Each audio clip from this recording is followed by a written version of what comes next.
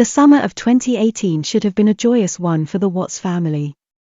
Husband Chris Watts, then 33, and wife Shanann, 34, just found out they were expecting a son to join 4-year-old Bella and 3-year-old Celeste in their suburban home of Frederick, Colorado, about 27 miles north of Denver. As the family balanced Chris's job as an operator at Anadarko Petroleum and Shanann's frequent business travels for the nutrition supplement company Lavelle, their lives centered around their daughters as shown in Shanann's frequent Facebook posts. From the outside, they appeared to be a happy suburban family, but Shanann's friends had recently started hearing about trouble in Paradise. Still, no one could have ever guessed the chillingly brutal murders that were about to put an end to their happily ever after. Christopher Lee Watts was born in Fayetteville, North Carolina, at Cape Fear Medical Center, May 16, 1985, to parents Ronnie and Cindy Watts. Chris's parents said their son had a normal childhood and didn't display any worrisome behaviors growing up. He was in sports from when he was 5 until 17 years old. He was normal, he didn't have a temper, he was just easygoing like his dad. Shanann was born as Shanann Catherine Rusek, January 10, 1984 in Passaic County, New Jersey to parents Frank Rusek and Sandra Honorati Rusek. She grew up in the Moore County of North Carolina and attended Pinecrest High School in Southern Pines. Her parents said, "She was our pride and joy, a true gift from God. We were so blessed to have such a joyful and wonderful daughter whose beauty was that of a doll." 2010. The couple meet when Chris sends Shanann a Facebook friend request.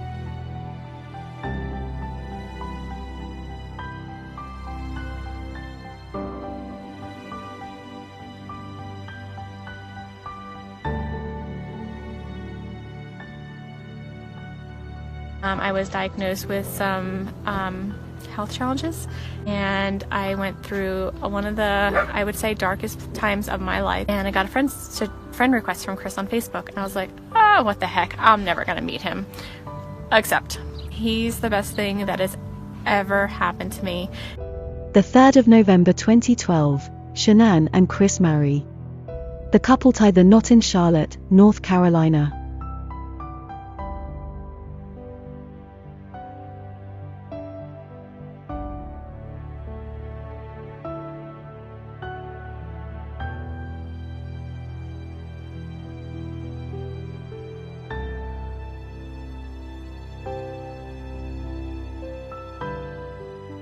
The 17th of December 2013, first child Bella is born. The couple's first child, daughter Bella Marie Watts, is born in Colorado. Shanann was so excited to have her first baby girl. She spent every minute thanking God and taking care of her precious gift that the Lord had blessed her with. How she loved and cherished her.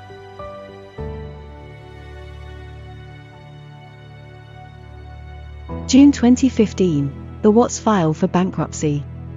With a combined income of $90,000 in 2014, in addition to credit card debt, student loans, and medical bills, the couple filed for bankruptcy in June 2015, stating that their $3,000 mortgage and $600 car payments took up most of their $4,900 in monthly expenses. Additionally, their homeowners association sues them for unpaid HOA fees. The 17th of July 2015, second daughter Celeste is born. Nicknamed Cece, younger daughter Celeste Catherine Watts is a summer baby, also born in Colorado. Oh, how Shanann was so excited to be able to have another child because of her battle with lupus. She was determined to stay healthy, and with her love for her Celeste, every moment with her was a blessing. Say hi, Cece. Be nice, be nice. Good job. Be nice. Be nice.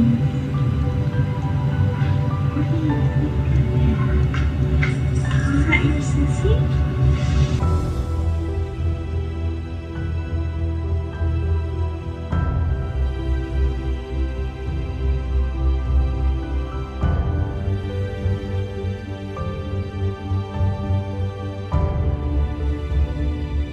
May 5, 2018, Shanann posts a sweet Facebook Live video.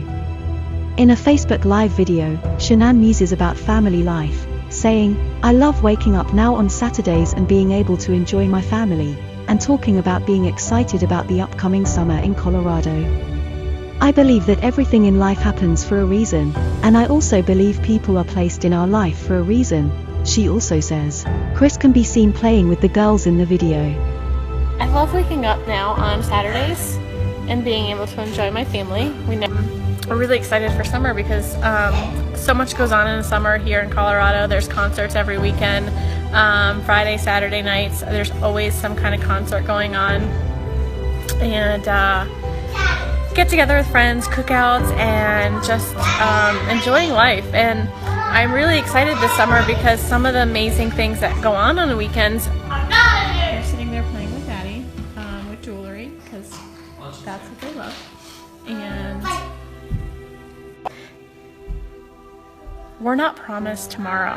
Know that deep down, like in your heart, that there's a purpose, there's a reason for everything. The 11th of June 2018, Shanann surprises Kris with the news they're expecting. In video, Shanann wears a shirt that says, "Oops, we did it again," and surprises Kris with the news of their pregnancy. He reacts saying, "That's awesome."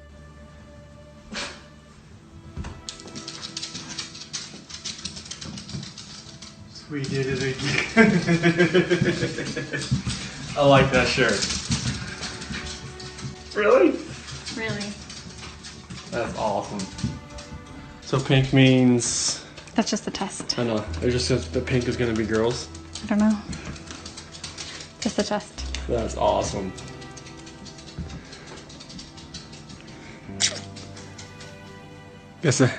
Guess when you want to, it happens. The 17th of June 2018, Shanann posts a Father's Day message to Kris on Facebook. "Kris, we are so incredibly blessed to have you," the message says. "You do so much every day for us and take such great care of us. You are the reason I was brave enough to agree to number 3. From laundry to kids' showers. You are incredible and we are so lucky to have you in our life. Happy Father's Day." June 2018, Kris starts talking to Nicole Kessinger. Nicole Kessinger works in Anadarko Petroleum's environmental department and would see the operators, including Kris, on the way to the fridge. Kris came by her office and struck up a conversation one day.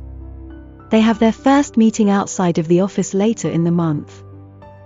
July 2018, Kris starts a physical relationship with Kessinger. Kris sees Kessinger about 4 or 5 times a week and they start a physical relationship in early July. He tells her that he's almost divorced. Later that month, while Shanann and the girls are out of town in North Carolina, he tells Kessinger the divorce is final. Kessinger goes to Kris's home for the first time on July 4th and they have their first phone call on record on July 7th. They also go on a date to Shelby American Collection Car Museum on July 14th and spend the night at Great Sand Dunes National Park on July 28th, all while his family is away.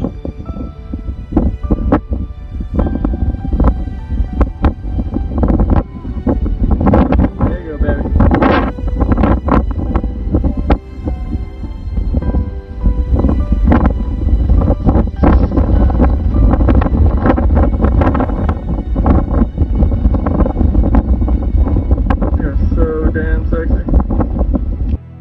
On July 30th, he gives her a love note before joining his family on vacation.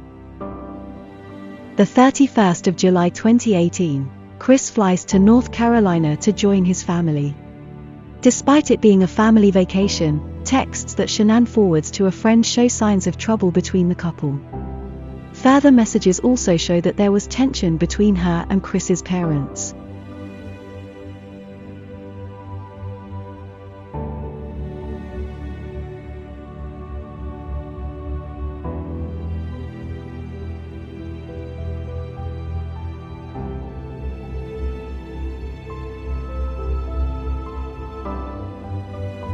The 4th of August 2018, Kessinger shops for wedding dresses online.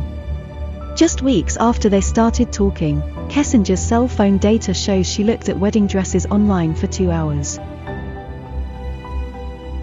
The 9th of August 2018, Shanann leaves on business to Arizona. After confiding to friends about her troubles with Chris, she texts a friend that she and Chris had their best talk yet before she leaves on her trip. She even drafts a handwritten letter to him.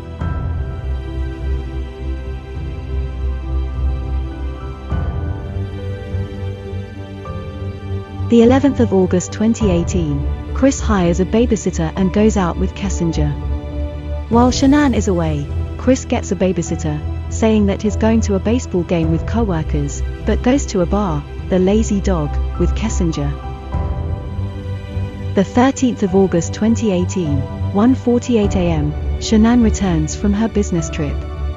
In the wee hours around 2 a.m., friend Nicole Atkinson gives Shanann a ride to her home on the 2800 block of Saratoga Trail after she returns from the business trip.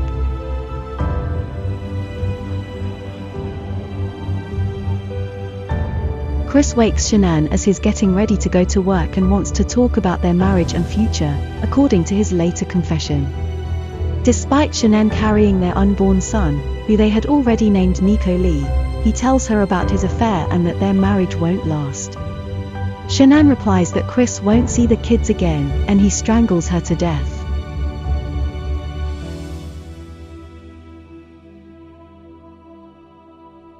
Bella, who was 4, comes in and asks what was wrong with Mom, and Chris wraps Shanann in a blanket and carries her to his truck.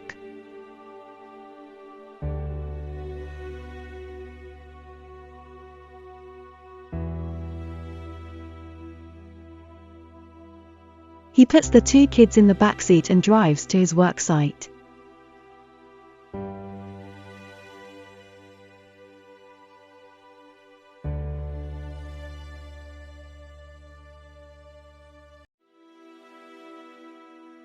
He then smothers Celeste in the backseat and puts her body in an oil tank and does the same with Bella in another tank.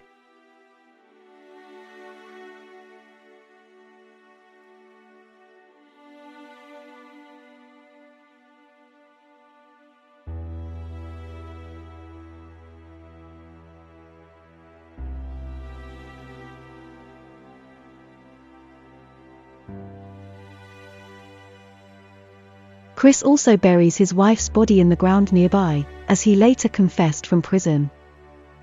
The 13th of August 2018, 5:15 a.m., Chris claims he left for work. Chris later said, "I left for work early that morning, like 5:15 to 5:30, admitting that he and Shanann had an emotional conversation. The 13th of August 2018, 1:40 p.m., Nicola Atkinson grows concerned and contacts local police.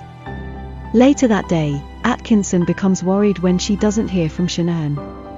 "I called her and texted her several times," she says. "I knew she had a doctor's appointment that morning because she's pregnant. She didn't show up for it. And I was even more concerned." Shanann is reported missing at around 1:40 p.m. Hi, Cece. My name's Nicole, and I'm calling because I'm concerned about a friend of mine.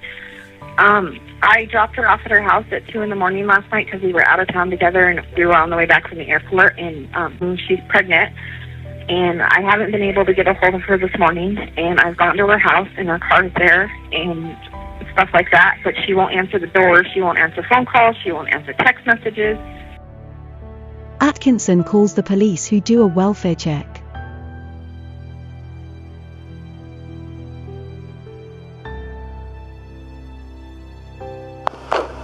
How you guys doing? Brother? What's that? You remember me? Yeah. Hey, man. How you been? Hi. You Nicole? Yes. Okay. So what's going on? So my friend, we were out of town for a business trip this weekend. All right. And I dropped her off at 2 o'clock this morning.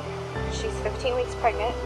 She wasn't feeling well, and she had a doctor's appointment this morning at 9, and I told her to let me know if she needed me to take her. She's got 2 little girls. And she was very distraught over the weekend, wasn't eating normally or drinking, and we kept trying to force it on her because she's pregnant. Her husband and her supposedly are separating, but she didn't know this. She thought they were just having issues. He disclosed that to me today. Because I called him and I was like, "Have you talked or heard from Shanann since she left for work this morning? Because I can't get a hold of her." I've called, I've texted.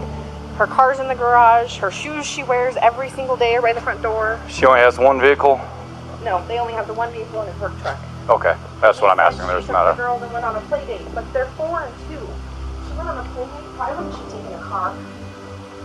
They're both in car seats. Shanann's phone, keys, and purse are found at the house. Her phone's here? Her phone's here.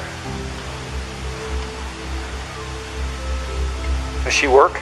Yeah, she works from home. Oh, from home? She works, this is her lifeline. This is her purse? That's her purse. It's her medication. She takes these, her medication's still in here. We're gonna get a hold of them. We're working on all that. Husband Chris says, she said she was going to a friend's house with the kids and that's the last thing I heard, and that was it. It was very vague. Tell you anything about leaving, moving out? Not moving out. I mean, the last time I talked to her was this morning. She said she's going to take the kids to a friend's house and that's where she was going to be. The 14th of August 2018, Chris pleads for his family's return on the local news. As the Colorado Bureau of Investigation issues an endangered missing alert, Chris talks to Denver's ABC affiliate and pleads for their return. Shanann, Bella, Celeste, if you're out there, just come back. Like, if somebody has her, just please bring her back. I need to see everybody. I need to see everybody again. This house is not complete without anybody here. Please bring her back. That's it. I can take that mic off you. The 15th of August 2018, Chris fails a polygraph test and admits to killing his wife, falsely blaming her for smothering daughters. The FBI joins the search for the missing mother and daughters. Chris fails a polygraph test and confesses to his father Ronnie and then officials that he killed Shanann, but falsely claims that the reason for her murder was because she had smothered their daughters. She laid back down, but that's not downstairs, but I heard like a little commotion upstairs, but I didn't think anything of it. And then you went back upstairs and she was... I can see, like, she was on top. Choking her or did she kill her? They're blue. Both of them? Yeah. She choked both of them to death. I freaked out in the champagne. The 16th of August 2018, Shanann, Bella, and Celeste's bodies are found. The 3 murdered bodies are recovered at Chris's worksite.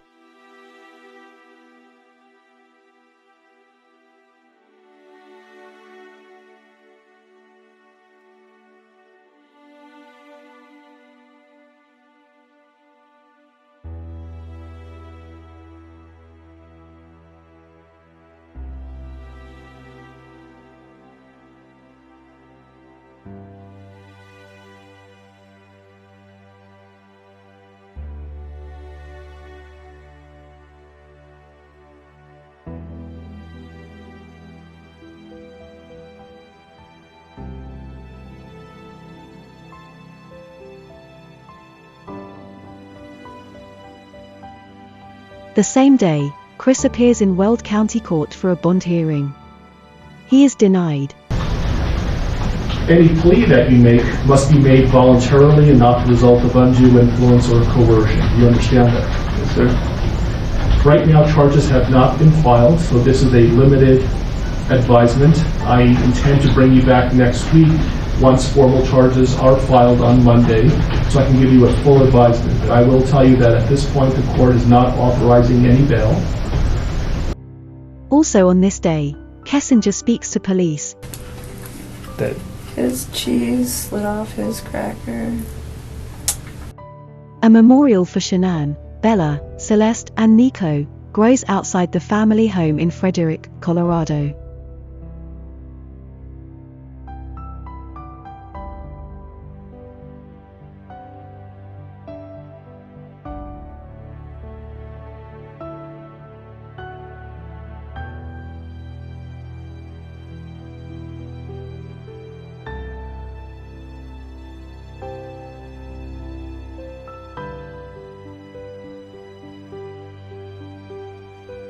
The 21st of August 2018, Chris is charged with first-degree murder.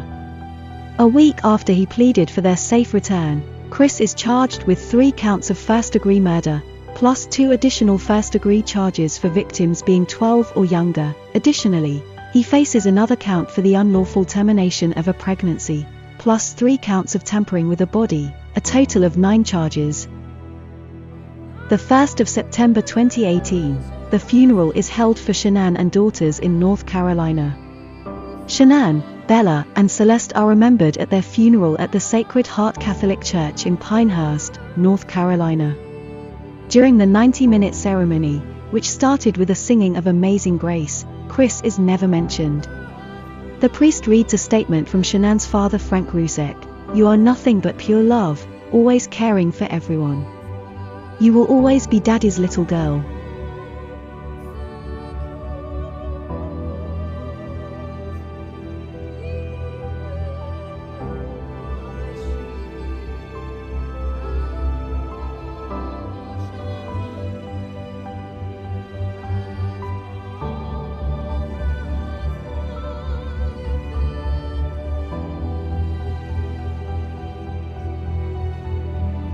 The 6th of November 2018, Chris pleads guilty to all 9 counts.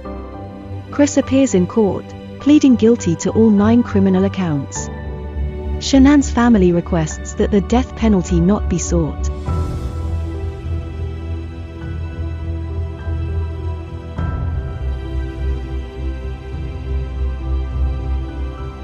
The 19th of November 2018, Chris is sentenced to life imprisonment.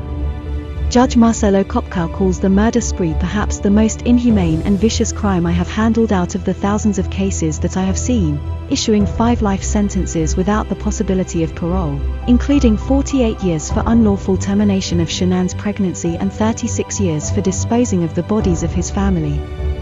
Also on this day, Shanann's parents file for wrongful death against Chris.